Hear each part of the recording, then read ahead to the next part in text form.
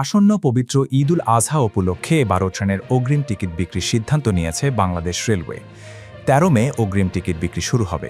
এবারও শতভাগ অগ্রিম টিকিট অনলাইনেই বিক্রি করা হবে। ঈদুল আজহা উপলক্ষে আজ মঙ্গলবার রেলপথ মন্ত্রণালয়ের প্রস্তুতিমূলক সভায় এই সিদ্ধান্ত নেওয়া হয়। সে অনুযায়ী 13 মে বিক্রি হবে 23 মে যাত্রার টিকিট। একইভাবে 14, 15, 16 ও 17 মে যথাক্রমে 24, 25, 26 ও 27 মের টিকিট পাওয়া যাবে।